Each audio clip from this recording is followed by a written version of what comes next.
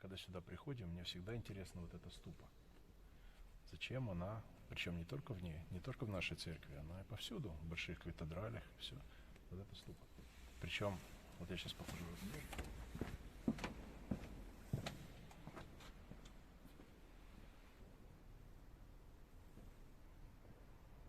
Да. У меня рост 1,90 м. У меня рост 1,90 м. А вот эта трибуна, она находится там сверху. Я видел на кафедрале, может мы найдем картинку, покажем. Там, где подходит человек, он как раз ростом, ему эта штуковина по грудь. А сверху стоит такой человек, примерно как я. И они выходят на один уровень, и какой-то ритуал происходит. Что это такое? Что это за фантазия? Как это вообще объяснить? Например, если священник делает лекцию, он всегда стоит в алтаре там. Я никогда не видел, чтобы сюда кто-то поднимался там. Не, ну есть, конечно, какие-то обряды, где в других церквях люди туда поднимаются, но оно есть и везде. Зачем это когда-то было сделано? Это первый вопрос. А второй вопрос. Вон картинка сверху, Подожди. где идет коронация какого-то человека. Непонятно, что фреска. Помнишь? Вот справа от алтаря, как бы Справа. от центральной арки. Вот правая арка, и под ней сразу, видишь? На ней очень четко видно размеры людей. Причем внизу стоят ниже. Люди наверняка, наверняка нашего размера, да? Если смотреть соотношение зала к соотношению человека. А рядом стоят люди в 2 раза выше. Причем видно их пропорции относительно столбов, относительно арок. Они действительно в 2 раза выше. Вот. А мы вот как раз по размеру вот такие, как вот эти маленькие. Но я уже не говорю за всяких ангелов там и все, да? Угу. Почему так? Или художник плохо перспективу видит, либо это действительно было так. Но видно, что низкого роста это взрослые люди. Вот. Тоже вопрос очень интересный, который постоянно возникает в голове. И потом вход в нашу церковь, как и во все большинство других. Центральная дверь, она высотой где-то 6 метров, а 2 по бокам высотой 4 метра. Это очень непрактично делать такие высокие двери, причем одну такую центральную высокую, а 2 по бокам тоже высокие, которые в принципе не гармонируют с современными людьми. А вот если взять, допустим, рост существа, если взять рост человека, скажем, метров 5 или 4 метра, тогда, как-то все получается нормально. И это ступа, опять же, и вот эти двери, в которые входить надо, такого размера, все, и вообще зал огромный, через который проходить нужно. Это просто вопросы все, я не знаю. Ты можешь подойти туда? К двери? К двери посмотреть. Да, сравнить. Ты говоришь 6 метров. Могу. Сейчас подойду.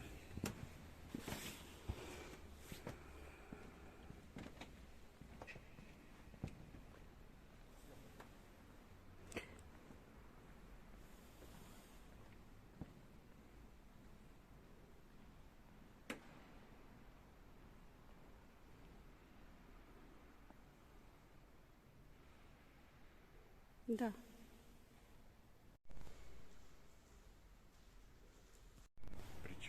Причем я человек не маленького роста, у меня больше чем 1,90 м. Да, здесь я себя клопом чувствую. А вот это, посмотреть, вот эта статуя, да? Смотри, какой большой человек.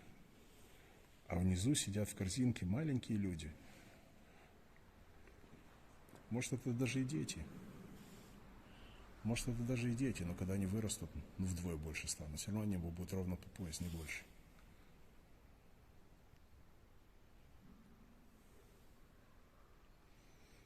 Да. Что это за задумка такая интересная? Это что, каприз художника, каприз скульптора или что-то мы не знаем?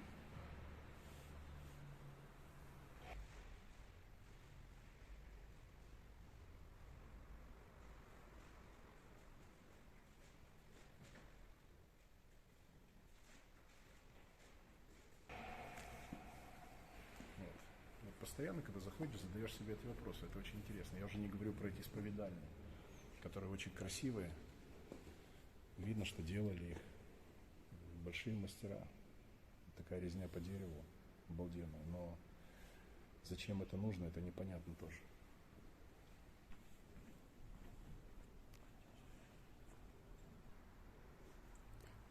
Эти устройства, как их называют, исповедальные, их здесь 4 штуки.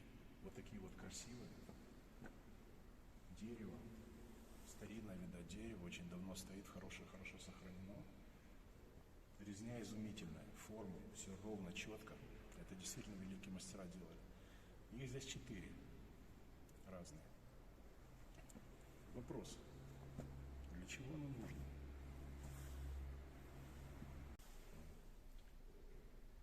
Я ошибся, наверное, в школу надо вернуться. Их здесь не 4, а 5. Вот. На интересный момент. Вот центральная дверь, она закрыта. По бокам 2 секции. Да, я понимаю, конечно, историю читали, нам объясняют, что это исповедальное. Люди приходят исповедоваться. Ну как? Во-первых, здесь открыто. Тайна исповеди. Прячется священник, а не человек. А с другой стороны, как сюда вообще поместиться? Вот как же? На пол, что ли, сесть? Или вот как-то вот так вот? Я не знаю вообще. Вот. Как здесь влезть и вот в это окошко разговаривать? Это как-то очень странно, да? Исповедальное. Причем, почему для исповеди нету, если она нужна, определенной какой-то комнаты, чтобы человек тихо пришел, никто его не видел? Прячется священник. Зачем? Все знают, что он здесь. Надо прятаться человеку, который хочет исповедоваться, да. А тут как раз получается наоборот, да. Вот странная вообще версия такая, но вопрос. Причем открытая. Да. Здесь открытая. Все слышат, что ты говоришь, получается. Ничего. Тогда вопрос, для чего эта красота делалась? Может, если кто-то знает, мы только будем рады получить интересные версии какие-то, и все. Это действительно вопросы, которые постоянно себе задаешь.